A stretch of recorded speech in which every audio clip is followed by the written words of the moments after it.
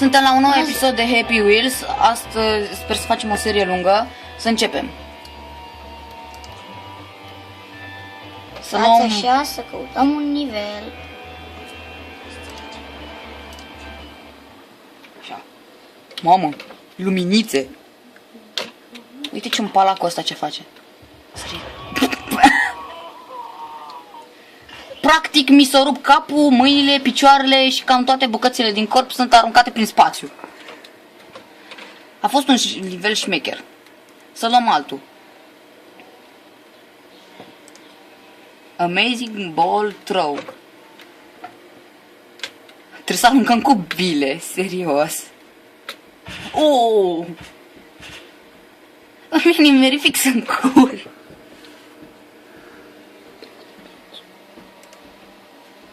Ok, să dăm restart la level, poate acum ne mere.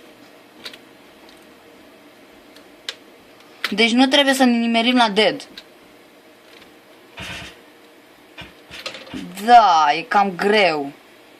Hai să luăm alt nivel. Super Mountain Jump.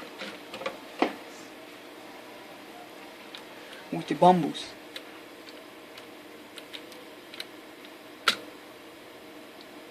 Cade.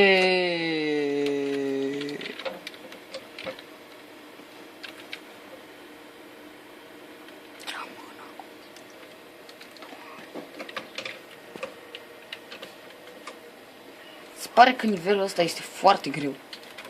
Mereu cădem. Dăm un backflip sau și un flip și cădem.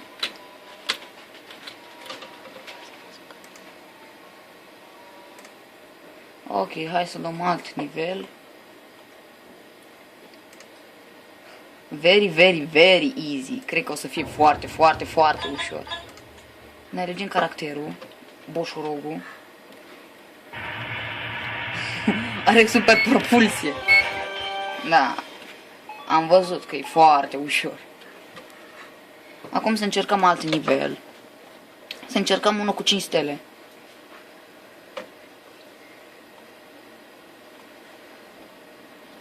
Așa. Cred că ăsta e bun. Să vedem. Nu! Băiețelul! Am rămas fără un crack, dar eu tot pot să pedalez. Uite, deci crack-ul nu mai este în corpul meu, dar eu tot merg, pedalez. Ui. Cel puțin mai avem mâinile. Bă, serios. Am ratat sartul. Ce joc rău. Ok, alt nivel. Kill. Oh, aruncă cu copii în mine.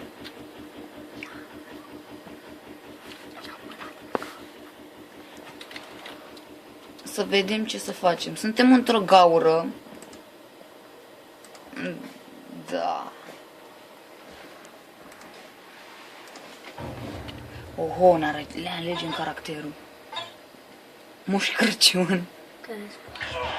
Oh, nu. Ce level este? Ce ar trebui să facem la el? Să mor. Bine, deci astăzi vă lăsăm. Sper că v-a plăcut. La revedere!